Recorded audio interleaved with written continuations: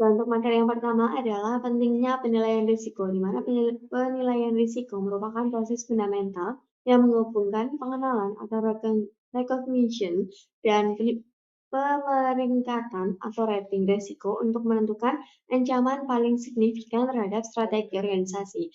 Nah, berdasarkan standar BS 31100, proses ini mencakup identifikasi, analisis, dan evaluasi sebagai masukan utama dalam pengambilan keputusan strategis. Dan sebuah risiko itu dianggap signifikan apabila dampaknya melebihi ambang batas atau benchmark yang ditetapkan dengan mempertimbangkan besarnya kejadian, skala dampak, serta peluang tersebut. Dan selanjutnya adalah pendekatan untuk penilaian risiko, di mana pelaksanaan penilaian risiko dapat dilakukan melalui dua pendekatan utama, yaitu top-down yang dipimpin oleh manajer senior dengan fokus pada strategi dan risiko eksternal, atau bottom-up yang melibatkan staf operasional untuk mengidentifikasi risiko kepatuhan dan bahaya teknis. Nah, peran CEO sangat krusial dalam menentukan sikap organisasi terhadap risiko, sementara pemilihan teknik penilaian harus selaras dengan budaya organisasi, baik melalui logo karya maupun laporan terstruktur. Nah, penggunaan teknologi modern seperti perangkat lunak crowdsourcing kini semakin berperan dalam mempercepat pembaruan data dan pemantauan tren risiko yang muncul. Meskipun pendekatan bottom-up memberikan detail yang lebih mendalam, organisasi perlu mempertimbangkan komitmen waktu yang besar dalam prosesnya, sehingga kombinasi kedua metode seringkali menjadi solusi paling efektif bagi manajemen risiko. Teknik penilaian risiko. Jadi ketika kita menilai risiko, ada banyak teknik yang bisa digunakan, tergantung tujuan dan jenis risikonya. Beberapa teknik yang paling umum antara lain ada kuesioner dan checklist. Nah, ini tuh cepat dan mudah digunakan, tapi perlu hati-hati karena risiko yang tidak ada di daftar bisa terlewat. Selanjutnya ada workshop dan brainstorming. Nah, di sini kita bisa dapat banyak ide dari peserta, tapi kadang peserta senior itu bisa mendominasi diskusi. Selanjutnya, ada inspeksi dan audit. Jadi, teknik ini berdasarkan bukti nyata, cocok untuk resiko fisik dan biasanya fokus pada pengalaman sebelumnya. Selanjutnya ada flowchart dan analisis ketergantungan. Jadi itu membantu kita memahami proses penting organisasi, tapi bisa cukup memakan waktu. Selanjutnya ada crowdsourcing atau teknologi. Nah, ini tuh cepat dan dapat masukan beragam. Tapi ada resiko data disalahgunakan. Jadi intinya setiap teknik itu punya kelebihan dan kekurangan. Nah, kita pilih sesuai kebutuhan organisasi dan jenis resiko yang ingin dianalisis. Karakteristik matriks resiko. Nah, jadi matriks resiko adalah alat yang digunakan untuk menilai resiko dengan melihat dua hal utama, yaitu kemungkinan resiko terjadi atau likelihood dan dampak yang ditimbulkan atau impact jika resiko itu terjadi. Dengan menilai kedua aspek ini, organisasi itu bisa menentukan prioritas resiko mana yang perlu ditangani terlebih dahulu. Misalnya, resiko yang hampir pasti terjadi atau almost certain dan berdampak sangat besar atau catastrophic otomatis menjadi prioritas utama. Nah, sementara resiko yang jarang terjadi atau unlikely dan dampaknya kecil atau small itu biasanya tidak mendesak dan bisa ditangani dengan langkah sederhana. Nah, selain menilai resiko, risk matrix ini juga membantu organisasi untuk ada misalnya menampilkan resiko secara visual sehingga lebih mudah dipahami semua pihak. Terus menentukan tindakan pengendalian tambahan agar resiko itu dapat ditekan ke level yang lebih aman. Selanjutnya ada membuat keputusan lebih fokus karena bisa langsung melihat resiko yang paling kritis. Kita masuk ke risk perception atau persepsi risiko. Pengertiannya yaitu cara seseorang memandang atau menilai suatu risiko. Setiap orang ini bisa memiliki pandangan yang berbeda terhadap risiko yang sama. Misalnya ada orang yang menganggap suatu kegiatan berbahaya, tapi orang lain itu menganggapnya biasa saja. Nah, perbedaan persepsi risiko ini bisa terjadi karena pengalaman, pengetahuan, dan informasi yang dimiliki. Setiap orang ini berbeda. Nah, karena itu dalam proses penilaian risiko diperlukan diskusi atau penggunaan teknologi agar perbedaan pendapat dapat dipahami dan disatukan. Lalu ke faktor yang meningkatkan kekhawatiran risiko ini Pertama, ada risiko yang tidak disengaja, biasanya lebih ditakuti, seperti polusi, dibandingkan risiko yang disengaja, seperti olahraga ekstrim. Kedua, risiko yang dampaknya tidak merata juga menimbulkan kekhawatiran, karena ada pihak yang mendapatkan manfaat sementara pihak lain dirugikan. Ketiga, ada risiko yang sulit dihindari secara pribadi dianggap lebih berbahaya karena orang tidak bisa melindungi diri sepenuhnya. Keempat, risiko dari sumber baru atau tidak dikenal biasanya lebih menakutkan karena belum banyak diketahui dampaknya. Kelima, risiko akibat aktivitas manusia sering dianggap lebih berbahaya dibandingkan risiko yang terjadi secara alami. Keenam, risiko yang berdampak jangka panjang juga lebih dikhawatirkan karena efeknya bisa muncul setelah bertahun-tahun. Ketujuh, risiko yang membahayakan anak-anak atau ibu hamil dianggap lebih serius karena mereka termasuk kelompok rentan. Dan yang terakhir, risiko yang dapat menyebabkan kematian atau penyakit serius biasanya menimbulkan ketakutan yang lebih besar. Nah, kita masuk ke perbedaan persepsi risiko dalam organisasi. Di dalam organisasi, persepsi risiko juga bisa berbeda antara satu orang dengan orang lain, terutama karena perbedaan jabatan atau tingkat manajemen. Misalnya, manajer mungkin melihat risiko dari sisi strategi perusahaan, sedangkan karyawan melihat dari sisi operasional. Karena itu, proses penilaian risiko sebaiknya melibatkan semua tingkat manajemen agar berbagai sudut pandang ini dapat dipertimbangkan. Dengan melibatkan banyak pihak, komunikasi akan menjadi lebih baik, pemahaman terhadap risiko akan lebih lengkap, dan organisasi dapat menentukan pengendalian risiko yang lebih tepat. Turis atau sikap terhadap risiko menunjukkan bagaimana sih suatu organisasi menghadapi risiko dalam jangka panjang. Sikap risiko biasanya digambarkan menggunakan risk matrix, yaitu matrik yang menunjukkan hubungan antara dampak risiko dan kemungkinan terjadinya risiko. Nah, dalam matriks tersebut terdapat 4 kategori yang disebut 4C, yaitu comfort zone, cautious zone, concern zone, dan critical zone. Kategori ini menunjukkan tingkat risiko dari yang paling rendah sampai yang paling tinggi. Melalui matriks ini, organisasi dapat mengetahui risiko mana yang masih dapat diterima dan risiko mana yang perlu segera ditangani. Selanjutnya ada universe of risk. Jadi, pengertiannya seluruh risiko yang mungkin dihadapi oleh suatu organisasi. Setiap organisasi memiliki universe of risk yang berbeda-beda tergantung pada karakteristik organisasinya. Organisasi yang berani mengambil risiko biasanya memiliki universe of risk yang lebih besar, sedangkan organisasi yang lebih berhati-hati memiliki universe of risk yang lebih kecil.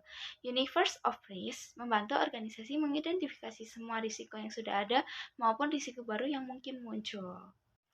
Nah, selanjutnya ada risk tolerance dan risk appetite.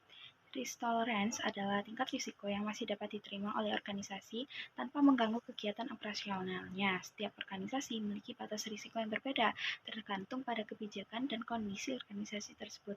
Sedangkan risk appetite adalah jumlah risiko yang bersedia diambil oleh organisasi untuk mencapai tujuannya. Kedua konsep ini itu membantu organisasi menentukan apakah suatu risiko ini masih dapat diterima atau perlu dikendalikan. Baik, materi selanjutnya kita akan membahas mengenai analisis risiko kuantitatif dan juga semi kuantitatif. Jadi kita bagi dua dulu. Yang pertama ada kuantitatif dan juga semi kuantitatif. Yang pertama ada analisis kuantitatif. Jadi pada kuantitatif ini memberikan estimasi numerik dampak risiko menggunakan data dan juga model matematis. Cocok untuk risiko besar dengan dampak finansial. Lalu yang kedua analisis semi kuantitatif. Jadi pada semi kuantitatif ini memakai skala numerik berbobot untuk menghitung skor risiko. Lebih presisi daripada kualitatif tanpa butuh data luas. Jadi, pada umumnya, risiko disaring dulu secara kualitatif, kemudian risiko prioritas diterapkan analisis kuantitatif atau semi kuantitatif.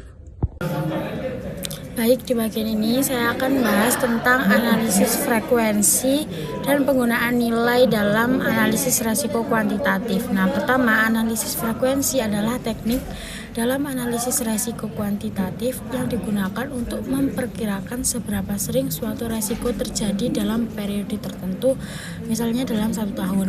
Nah, dalam pendekatan ini tidak hanya melihat apakah risiko itu tidak ada atau tidak, tetapi kita mencoba mengukur secara numerik berapa kali risiko tersebut kemungkinan muncul.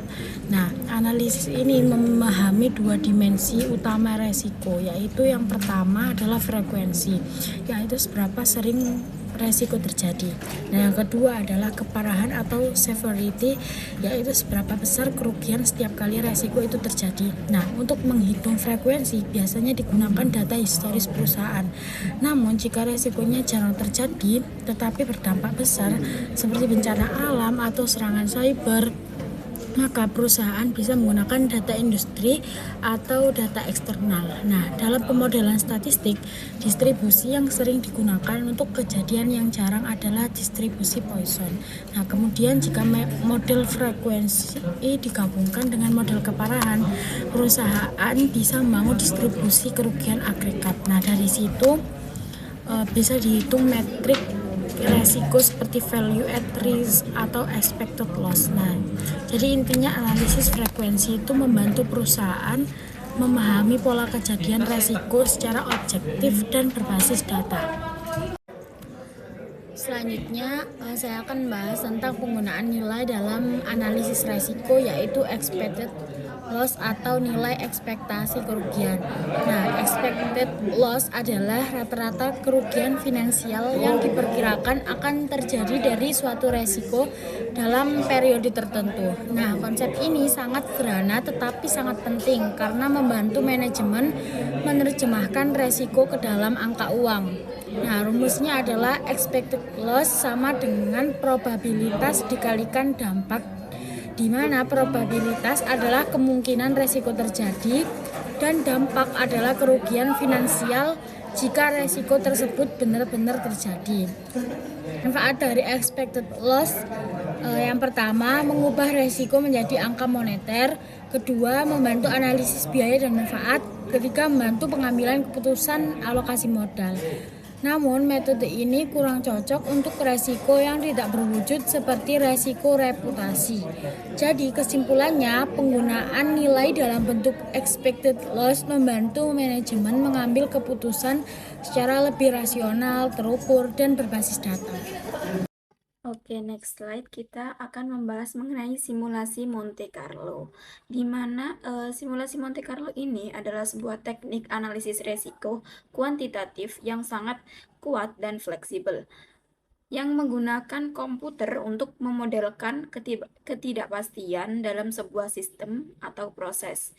Nama Monte Carlo ini merujuk pada Casino Monte Carlo di Monaco, karena teknik ini pada dasarnya adalah tentang memainkan permainan probabilitas ribuan atau bahkan jutaan kali untuk memahami rentang hasil yang mungkin terjadi menurut Hopkins pada tahun 2022. Nah, dalam konteks manajemen resiko sendiri, simulasi Monte Carlo ini digunakan ketika sebuah hasil, misalnya laba proyek atau total kerugian operasional, bergantung pada beberapa variabel input yang tidak pasti. Nah, daripada hanya menggunakan satu tebakan tunggal untuk setiap variabel, misalnya estimasi kasus terbaik, terburuk, dan paling mungkin. Simulasi ini memungkinkan kita untuk mendefinisikan setiap variabel input sebagai sebuah distribusi probabilitas, di mana prosesnya secara umum adalah sebagai berikut. Yang pertama itu ada membangun model. Sebuah model yang matematis dibangun untuk menghubungkan variabel-variabel input dengan hasil yang diinginkan. Kemudian yang kedua ada mendefinisikan distribusi probabilitas. Untuk setiap variabel input yang tidak pasti, misalnya seperti kayak volume penjualan, harga, dan juga biaya variabel, itu kita definisikan sebuah distribusi probabilitas berdasarkan data historis atau penilaian ahli. Nah, volume penjualan mungkin mengikuti distribusi normal, sementara harga mungkin mengikuti distribusi seragam antara dua batas. Nah, yang ketiga itu ada menjalankan simulasi. Komputer kemudian secara acak memilih satu nilai dari distribusi probabilitas untuk setiap variabel input, memasukkannya ke dalam model dan menghitung hasilnya, misalnya laba. Proses ini diulang ribuan kali dan proses ini juga disebut dengan iterasi. Kemudian yang terakhir ada menganalisis hasil. Setelah ribuan iterasi, kita akan mendapatkan ribuan kemungkinan hasil laba. Hasil-hasil ini kemudian dapat diplot sebagai sebuah distribusi probabilitas output. Nah, dari distribusi output ini kita mendapatkan wawasan yang jauh lebih kaya daripada dari analisis tradisional. Kita bisa menjawab pertanyaan seperti berapa laba yang diharapkan atau rata-rata dari proyek ini, kemudian berapa probabilitas bahwa proyek ini akan merugi, berapa rentan dan kemudian ada berapa laba yang paling mungkin terjadi, misalnya dengan keyakinan 90%. Kemudian variabel input mana, misalnya volume penjualan atau harga, yang memiliki dampak terbesar pada ketidakpastian laba, atau analisis sensitivitas. Kemudian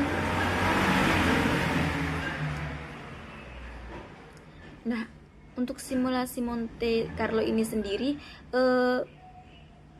berguna untuk menganalisis resiko dalam perencanaan keuangan, evaluasi proyek investasi, dan pemodalan resiko operasional agregat. Meskipun memerlukan perangkat lunak khusus yang memerlukan pemahaman statistik, kemampuannya juga diperuntukkan memodelkan interaksi kompleks antara berbagai ketidakpastian yang menjadikannya salah satu alat paling canggih dalam perangkat analisis resiko kuantitatif, menurut Anton pada tahun 2002. Oke, selanjutnya ada sistem klasifikasi dan pemetaan resiko. Jadi, setelah resiko diidentify dan juga dinilai, langkah selanjutnya itu mengorganisasikannya secara struktur agar nantinya tuh dapat digunakan dalam pengambilan keputusan. Jadi, proses ini tuh bertujuan untuk mengubah data risiko mentah menjadi risk intelligence yang relevan bagi manajemen dan juga dewan direksi.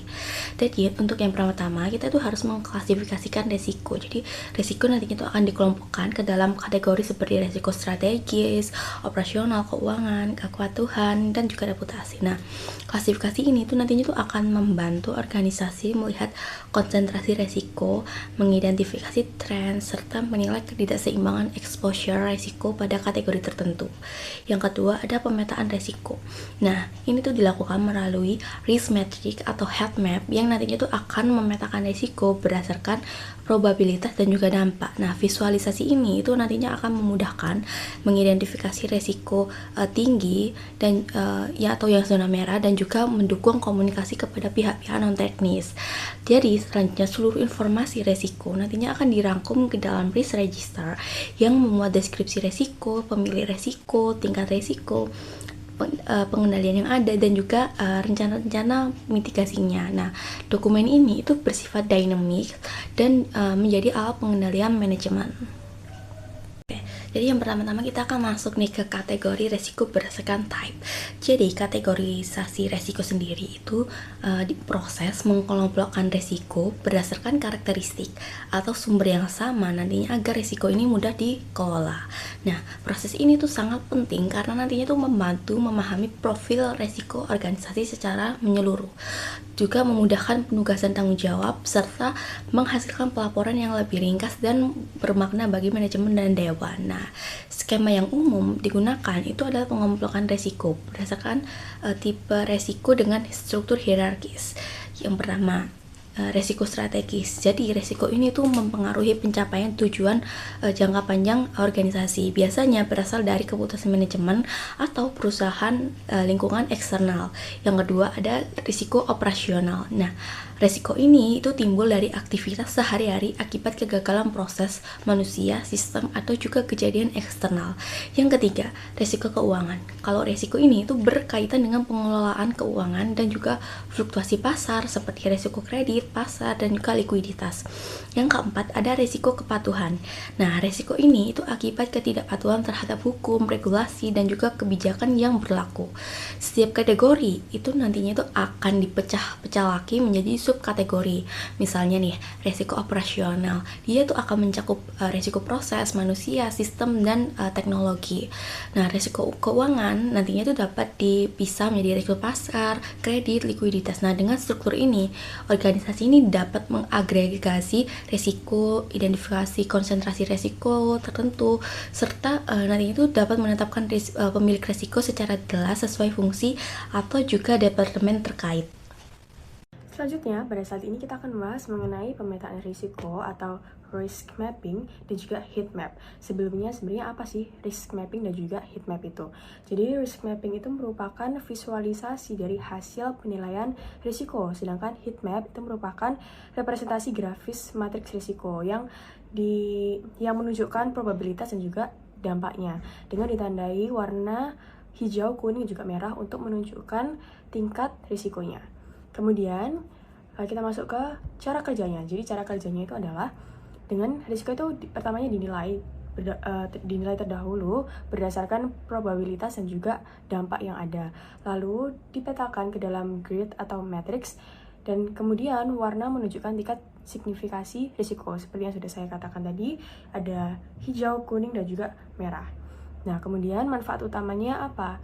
Ada beberapa manfaat utama. Yang pertama, untuk menyajikan informasi risiko secara ringkas dan juga intuitif. Kemudian, dapat juga mengidentifikasi beberapa hal seperti risiko utama, yaitu contohnya kuadran merah itu menunjukkan bahwa dampak dan juga probabilitasnya itu tinggi.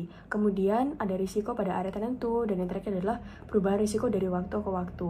Lalu manfaat yang terakhir yaitu membandingkan risiko inheren dengan risiko residual untuk menilai efektivitas pengendalian. Selanjutnya, untuk pemetaan risiko dan juga heat map ini juga memiliki keterbatasan. Apa saja keterbatasannya? Terdapat 2 keterbatasan. Yang pertama adalah menyederhanakan realitas sehingga lebih ringkas tadi. Lalu yang kedua adalah tidak menangkap seluruh nuansa risiko, misalnya keterkaitan antar risiko. Oke, di sini kita bakal bahas tentang aturan pengambilan keputusan yang berdasarkan dengan tingkat signifikasi. Jadi tingkat signifikasi itu ada 4, rendah, sedang, tinggi, dan juga ekstrem. Hal ini ditentukan melalui pemetaan pada matriks risiko dan menjadi dasar bagi jenis respon yang diperlukan. Pertama kita bakal bahas tentang risiko ekstrem dulu. Jadi risiko ini dianggap tidak dapat ditoleransi dan memerlukan perhatian segera dari manajemen eksekutif tertinggi dan dewan direksi. Jadi rencana itu diperlukan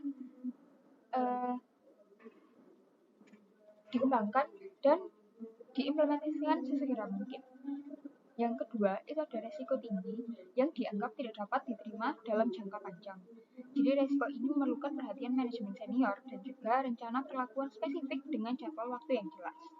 Yang ketiga, itu ada resiko sedang, yang dimana biasanya itu dapat dikelola melalui prosedur pengendalian rutin dan tanggung jawabnya itu dapat didelegasikan kepada manajemen lini dengan pemantauan berkala. Yang terakhir, itu ada resiko rendah yang seringkali dianggap dapat diterima tanpa memerlukan tindakan pelakuan lebih lanjut dan hanya memerlukan pemantauan rutin untuk memastikan tingkatnya itu tidak meningkat. Nah, selanjutnya itu ada faktor tambahan dalam menentukan prioritas. Jadi, selain peringkat probabilitas dan dampak dasar, organisasi juga mempertimbangkan faktor lain untuk menentukan prioritas ini lebih akurat. Yang pertama, itu ada kecepatan timbulnya risiko atau risk velocity. Jadi, seberapa cepat risiko dapat berdampak setelah terjadi.